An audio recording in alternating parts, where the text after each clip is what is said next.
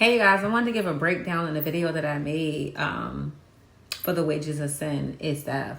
So basically in the first part where it says the wages of sin is death, meaning you are exchanging your life by choosing to live in your low vibrational state, which is the three lower chakras, which is the sensuality, your creativity, instant gratification, survival mode, ego, things in that nature that keep you in your lower vibrations. So the more that you stay within your lower vibrations, the more you disconnect and fragmentate yourself from your higher self, which is AKA your God essence, your divine connection to God. So the more that you dwell within these lower chakras of self, as time goes on, you will perish. So the wages that you're paying for the instant gratification, which is your sin, self-affliction, it's costing you your righteousness.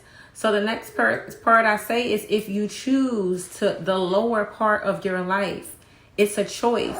That is part of your free will. It's a choice to say whether you are going to choose to ascend, to vibrate higher, to step into your Christ consciousness, their God consciousness that is available to you because it's all happening simultaneously. It is a choice. So living within your lower frequency life that God has had for you. God promised us his riches and glory. In order to get the riches and glory, you have to step into you have to step into your essence of righteousness. You have to maintain and show up for your bank of righteousness.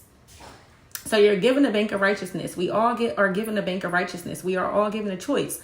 There are three parts to it all. We're all given a choice to say yes or no. And then it's the middle part, which is the alignment and the balance of making the decision. Either way, if you make a decision over here, it's off the polar, which is the opposite is either you're going to be righteous or not be righteous. And then as you're coming, either you're straddling over here a little bit too much or you this is, pushing further away where you can't see it. But as you start to come and bring it back together, you'll start to see a balance. You'll start to see you become whole again. So it is your duty. It is your duty to show up for your bank of righteousness. It is your duty to pour into your bank of righteousness. It is your duty to love above all. It is your duty to have peace. It is your duty to have joy and grace. It is all an opportunity that is gifted to you over and over again. But it's up to you to choose whether or not you want to choose these things.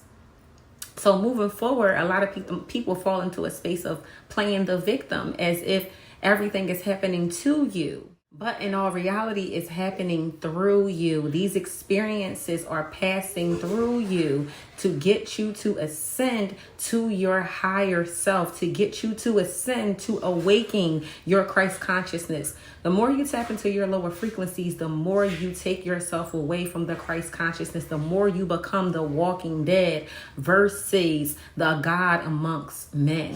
The more you become like man. So all the shame and all the guilt and all the hate and the envy and the suppressed emotions and the bottle up things and the strife and the insecurities and the dysregulated emotions all create a negative, righteous bank.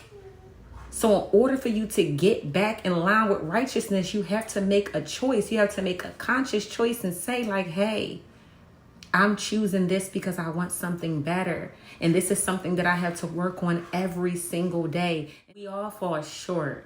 It's all about when you recognize you falling short and you take the conscious decision and you do the desired action of plan to get back in alignment with the will of God, the will that God has for you, the will that has already been